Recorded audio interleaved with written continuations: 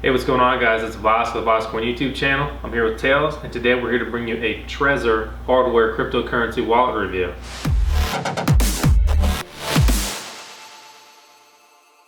What's a hardware wallet anyway? Common question. So a hardware wallet is hardware, and then there's software wallets. So for example, I do a review on the Exodus wallet in this video, and I go over that wallet. It's a hot wallet or a software wallet, which means that it's, always accessible, always connected, it's on your computer, it's software. Whereas the hardware wallet is a cold wallet. It's off the grid, disconnected, has dedicated hardware to it. It is much more secure than using a software wallet. When people bring up hardware wallets, in my mind, three things come to mind: the Trezor, the Ledger Nano S, and the Ledger Blue. I actually have a review on the Ledger Blue if you want to check it out here, and I go over why I recommend, or maybe I don't recommend, that wallet. You have to watch to find out. And then I have an upcoming review on the Ledger Nano S, and then I'm going to put all of these head to head in a true showdown. But today's video is all about the Trezor, what it can do, and really the benefits of using this wallet. So first off, fun fact, if you care, which you probably don't, but I'm going to tell you anyway because you're on this video, I'm Slovakian. My grandfather came straight out of Czechoslovakia during World War II when they were basically crushed by the Nazi regime, and fortunately he did that and continued the family tree, and now I'm here. So I will say I'm biased. Trezor is a Slavic region company. Specifically, they're a startup of Satoshi Labs out of Czech Republic, which is super cool. So did you know that Trezor means vault or safe in the Slavic region? So this literally says vault, which is pretty cool because I didn't realize that at first. And if you watch my video on how to set up and use the Trezor, I named my wallet the Vosk Vault, and I just was going for alliteration. I didn't realize maybe that was redundant. It was the Vault Vosk Vault. So maybe I messed up. Maybe I should just call it the Vosk Trezor. So let's talk about a couple cool features. While some people may think of this as a gimmick, I think it's one of the coolest features of the Trezor.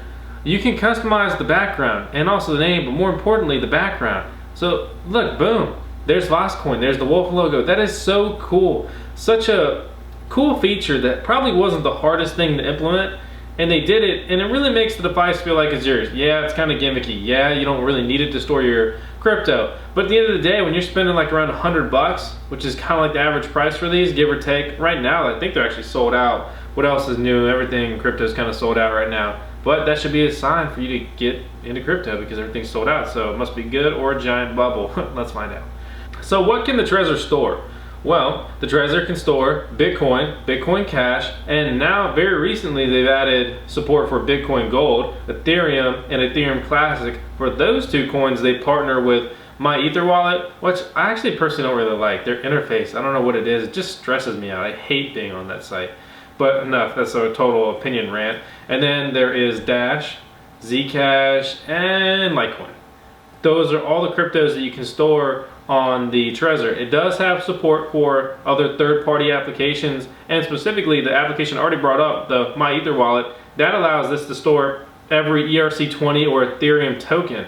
To elaborate, if you don't understand what that means, basically you're gonna use your Trezor to log into My Ether wallet, and then in My Ether wallet you're gonna be able to send, store, receive Ethereum as well as all the tokens. So this is like your access pass.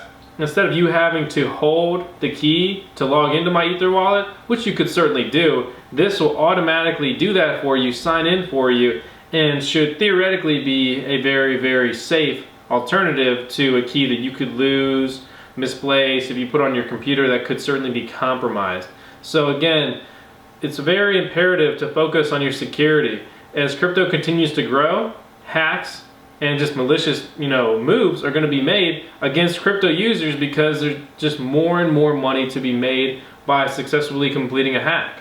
On the topic of the Trezor security functions, when you go to log into the Trezor, it's going to prompt you with a keypad on your computer screen, and then it's going to randomize the numbers on your Trezor. So you have to look at your Trezor and then look at your screen and input them in the proper order. So if my PIN was 1, 2, 3, 4, and they're going to be in random locations, not the typical 1, 2, 3, 4 as shown, then I'll have to input them properly into the keypad to gain access. The Trezor Wallet function is actually very nice. Your crypto is going to be stored off the grid, offline. Their basically web wallet interface that you're using is just accessing that. It's not stored there. So don't ever think that it's stored on the Trezor server. It's not. It's basically in here. So you notice the box. In my setup and use video, I go over the box a little bit. It's a very cool box. I've actually got it right over here. Initially it comes in this box. It's gonna be shrink wrapped, and then it's also gonna have this very, very sticky tape. Let me show you. If you look closely, you're gonna see that it has the security seals. That's only gonna be on the top and the bottom. Again, this box is already opened, but let's try to open this box. It's taped. It's very, like, you're gonna destroy the box opening it. No way around it. And then once you boot up for the first time, you'll see that it will install the latest firmware. This is what you want to see. This is, you know, typical of your first time setup. Again, all of this is covered in the setup and use video. Check that one out. I have that to make this video shorter. In addition to the Trezor being in the box, obviously you're gonna get a USB dongle, which is actually pretty short. That's one of my slightly negative docks against Trezor. I'd like to see a longer dongle, like the Ledger comes with a longer one. This one is only about this long, but then again, this is such a light unit that it can hang off that and it's not gonna be a negative effect on your hardware. On the topic of the recovery seed, do not lose it. You need it. Store it in like a safe or a fireproof vault, anything. If your house burns down and your Trezor's in there and it burns up, that's bad. But if you have your recovery seed, you're gonna be fine. But if your recovery seed burned with your Trezor, then you just lost everything you may have potentially ever had.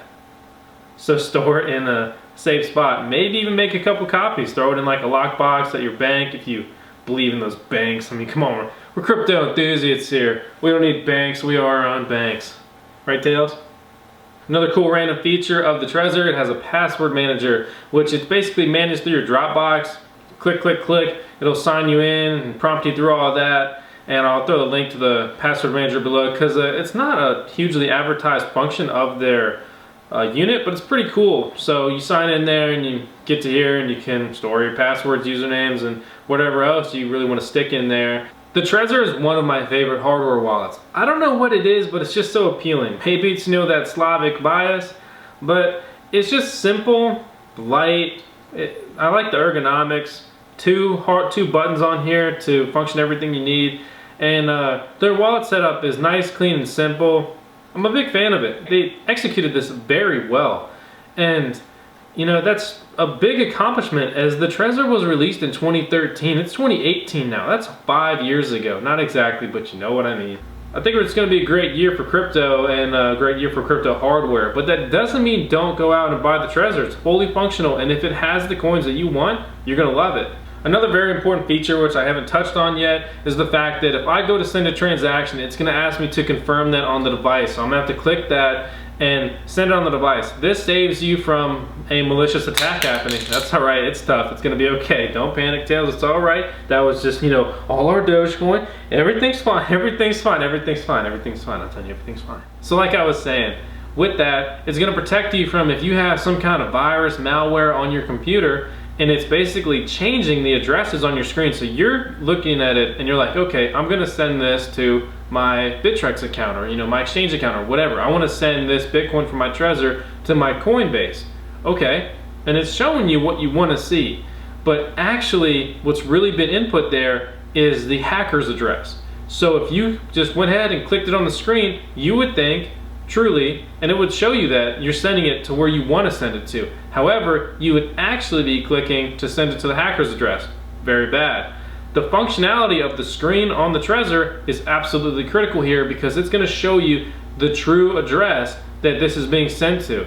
So if it is the hacker's address and it doesn't match what you see and want on your screen, well, something very serious is happening. Do not send it and unplug and reassess the situation because you probably have some kind of, you know, malicious attack taking place, a virus, and so on. Ultimately, the Trezor hardware wallet is a very, very good wallet. Again, I had this video where I go over all of the setup and all of the usage. So it's a very good video if you want to get up to speed on using your Trezor. So please check it out if you're interested in that. Or even as a continuation of this review, because I go into a lot of details that would just make this review too lengthy when I've already covered those things in this video. So would I recommend this? Is this Coin recommended or whatever? If that would become some kind of cool thing, who knows? I'm chasing the YouTube dream, guys. I'm telling you, content creation 2018, it's gonna be a big year. I don't plan on stopping or slowing down. So anyway, I'm just kind of, so a little self-promotion right there, right? Come on, I gotta hype it up.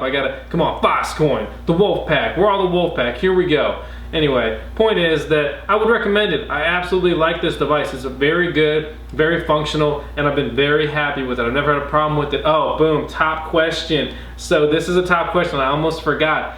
I wondered this so heavily, and I looked, and I could not get a ton of good answers, but I'm gonna show you something that's gonna be like, wow, that's a lot of transactions. I've been mining to this for a couple months, and guess what? It works. They say don't do it. They say it doesn't work. It's gonna bog it down, slow it down. Even when I do it, Trezor's like, hey, I think you've sent too many transactions here. Do you wanna reload your wallet to basically clear that out? And I'm like, no, let's see if we can break it. So you're probably like, dude, you're like an idiot. We're trying to break your wallet and lose all your money. The answer would be no, that's not what I want. But in the name of science and testing, we shall continue to proceed to mine to it. So I don't remember the number, but I'm gonna show you, and there's hundreds of transactions to this device. I think it's like 600 or so, last time I checked, and I get 2 daily payouts directed into this Trezor wallet.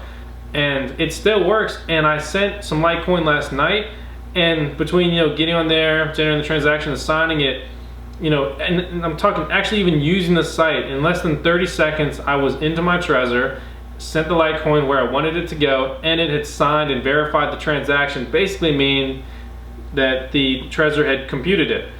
And that's a big deal because there's such a micro CPU in here that I am just basically thrashing with all these mining payouts, and it's like, hey, I told you not to do this, but I'm pretty tough little CPU, so I'm gonna get it done. And that's the kind of CPU that I can support and back. So you can mine to your Trezor. I've done it, I'm doing it. Would I recommend it? No. Why would I recommend something they don't recommend? But I'm doing it, and it's working fine. So it's up to you, however you want to do it. But if you're wondering, you can do it, and it's you're probably gonna be fine. But if something bad happens, don't come back and be like, oh, Vasco, it's your fault, I lost all my money. I said it works, but I don't recommend it. But what I do recommend is subscribing to the Vasco on YouTube channel, and I'll see you next time.